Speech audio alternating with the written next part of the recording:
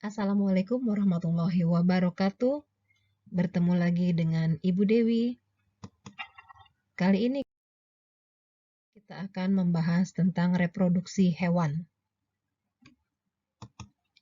Reproduksi hewan sendiri dibagi menjadi dua jenis atau dua macam, yaitu reproduksi aseksual atau secara tidak kawin dan reproduksi seksual atau secara kawin. Yang pertama kita bahas adalah tentang reproduksi atau perkembangbiakan aseksual pada hewan. Yang pertama adalah dengan membentuk tunas, contohnya pada hewan ubur-ubur dan hydra.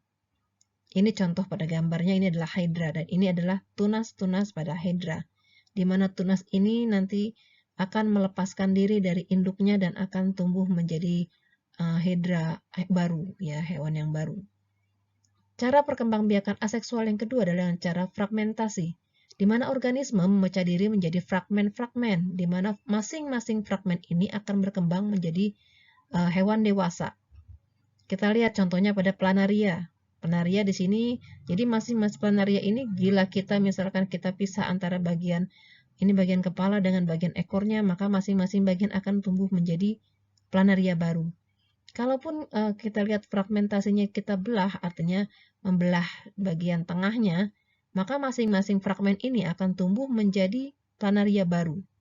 Begitupun ketika planaria, misalkan kita belah menjadi 3 di sini ya, masing-masing fragmennya akan membentuk bagian yang hilang dan akan tumbuh menjadi 3 planaria baru. Ya, ini fragmentasi. Yang ketiga adalah parthenogenesis, yaitu bentuk reproduksi aseksual pada hewan di mana yang betina akan memproduksi sel telur yang bisa berkembang tanpa melalui proses fertilisasi, ya, tanpa ada dibuahi oleh sel sperma. Contohnya pada lebah, semut, tawon, kutu air, dan kutu daun. Kita lihat di sini contohnya parthenogenesis pada semut, di mana lebah di sini ada lebah ratu ya.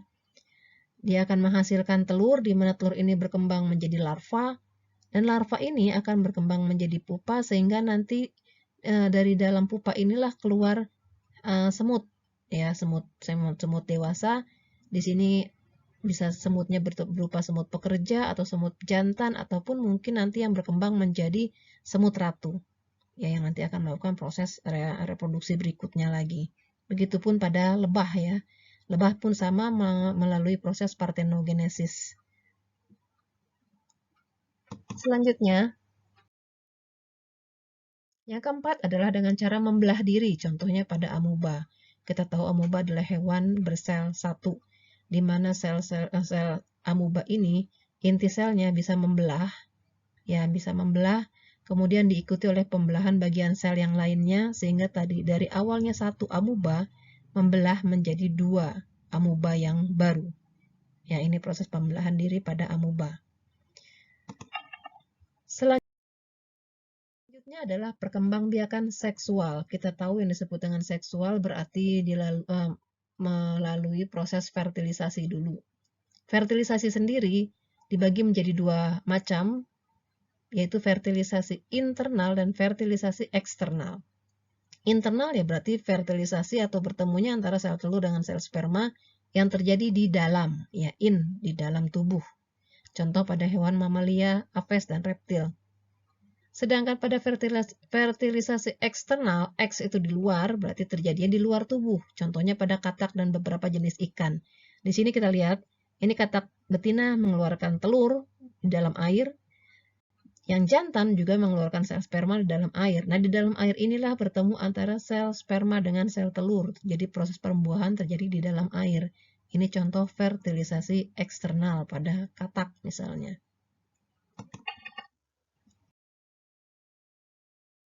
Selanjutnya, berdasarkan cara perkembangbiakan dan kelahirannya, hewan dibagi menjadi 3. Yang pertama adalah hewan vivipar, di mana perkembangan embrio terjadi di dalam rahim dan dilahirkan setelah mencukupi umurnya. Misalnya pada mamalia, ya, kucing, anjing, kambing, sapi, dan sebagainya.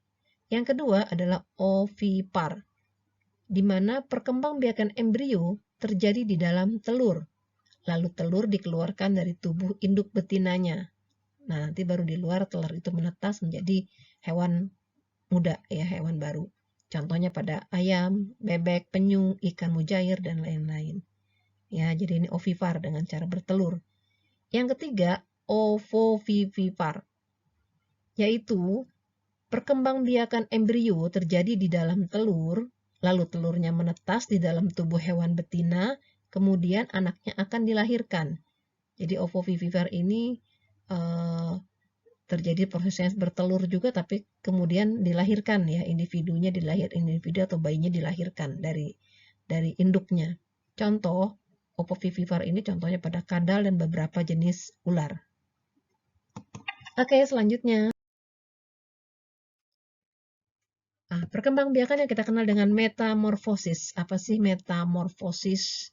Meta itu banyak, morf itu bentuk. Jadi bentuknya ada beberapa bentuk. Metamorfosis adalah suatu proses perkembangan biologi pada hewan yang melibatkan perubahan penampilan fisik dan atau struktur setelah kelahiran atau penetasan. Metamorfosis sendiri ada dua jenis, yaitu metamorfosis sempurna dan metamorfosis tidak sempurna. Kita lihat misalkan di sini contohnya pada kupu-kupu. Ini yang mengalami metamorfosis sempurna, ya. Pada kupu-kupu dewasa akan bertelur. Nanti kemudian telurnya ini menetas membentuk larva yang kita sebut dengan ulat biasanya, ya, pada daun. Kemudian setelah ulat ini dewasa, ulat ini akan membentuk pupa atau kepompong. Nah, di dalam kepompong inilah terjadi perubahan-perubahan sehingga nanti dari kepompong ini keluarlah kupu-kupu. Nah, ini perubahannya pada kupu-kupu. Ini disebut dengan metamorfosis sempurna. Begitupun pada katak, sama metamorfosis sempurna. Ketika katak dewasa bertelur, kemudian telurnya dibuahi dan menetas menjadi berudu. Kita lihat perubahan pada berudu, mulai dari berudu yang bernafas dengan insang luar, kemudian berudunya bernafas dengan insang dalam, sampai kemudian membentuk katak kecil yang masih ada ekornya. Ini sudah bernafas dengan paru-paru, ya, sampai menjadi katak dewasa, maka katak akan bernafas dengan paru-paru. Jadi perubahan penampilan fisik ini yang disebut dengan metamorfosis. Ya, ini metamorfosis sempurna. Jadi antara dari telur kemudian menjadi bentuk kecilnya sampai bentuk dewasanya itu terjadi perubahan bentuk yang sangat signifikan, yang sangat mencolok bedanya. Kita lihat yang metamorfosis tidak sempurna. Contohnya di sini misalkan pada jangkrik, kita lihat ketika jangkrik dewasa bertelur, kemudian telurnya dibuahi, telur ini akan menetas menjadi nimfa, ya.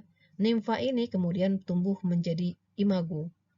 Nah, kita bedakan ketika telur membentuk nimfa, nimfa itu bentuknya mirip dengan hewan besarnya, dengan hewan dewasanya.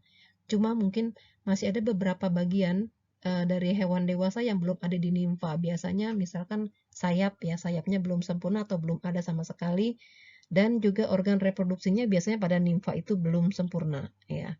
Jadi, tapi kalau kita lihat bentuk kecil dengan bentuk dewasanya itu mirip, itu pada metamorfosis tidak sempurna. Jadi kalau kita lihat perbedaan tahapan, pada metamorfosis sempurna tahapannya dimulai dari telur, kemudian menetas menjadi larva, larva membentuk kepompong atau pupa, kemudian membentuk imago, menjadi hewan dewasa. Sedangkan pada metamorfosis tidak sempurna, dari telur berubah menjadi nimfa. Nimfa ini bentuk kecilnya dari imago yang bentuknya mirip dengan imago. Ya, itu yang tidak sempurna. Oke, jadi bisa kalian lihat perbedaannya, ya, antara mana hewan yang melakukan metamorfosis sempurna dan tidak sempurna. Selanjutnya adalah metagenesis. Metagenesis adalah pergiliran keturunan dari fase aseksual ke fase seksual atau sebaliknya. Kita lihat contohnya pada ubur-ubur.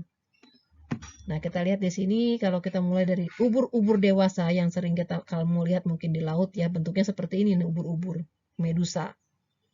Ubur-ubur dewasa ini nanti dia melakukan proses perkawinan di mana ubur-ubur betina menghasilkan sel telur, ubur-ubur jantan menghasilkan sel sperma, kemudian terjadilah proses pembuahan, ya, pembuahan. Dari proses pembuahan ini dihasilkanlah planula. Planula ini nanti akan menempel pada dasar laut, membentuk scriptostoma. Jadi dia seperti polip ya di bagian dalam, di dasar laut. Dia menempel, kemudian ini akan membentuk yang strobila ya, polip muda. Polip itu bentuknya seperti ya, mungkin kalau kita lihat mirip-mirip karang di laut ya, karena dia menempel. Ya, bentuk polip muda ini kita lihat ada lapisan-lapisan, membentuk lapisan-lapisan seperti ini ya, strobila, bentuk lapisan-lapisan. Nah, setiap satu lapisan yang di paling atas ini nanti akan melepaskan diri. Jadi dia melepaskan diri, membentuk medusa muda, jadi ubur-ubur muda. Umur muda inilah yang kemudian tumbuh menjadi ubur-ubur dewasa, yang nantinya akan berkembang biak secara seksual, yaitu dengan bertemunya antara sel telur dengan sel sperma. Aseksualnya di mana? Ketika di sini, ketika dari bentuk polip ini kemudian melepaskan diri membentuk medusa, ya, yang melepaskan menjadi satu ubur-ubur. Ini nanti akan membentuk lagi satu ubur-ubur lagi. Jadi seperti mirip melepaskan ya, tunas, seperti tunas yang melepaskan diri dari induknya. Nah, itu pada saat bentuk medusa muda. Sedangkan ketika dia medusa dewasa, dia akan melakukan proses perkawinan. Jadi ini yang disebut dengan metagenesis, pergiliran keturunan dari fase di sini seksual dulu, kemudian jadi aseksual, terus berputar seperti itu dalam siklus hidupnya. Oke, demikian untuk reproduksi pada hewan. Kali ini yang bisa saya jelaskan, semoga dapat membantu kalian dalam belajar. Sekian dan terima kasih. Wassalamualaikum warahmatullahi wabarakatuh.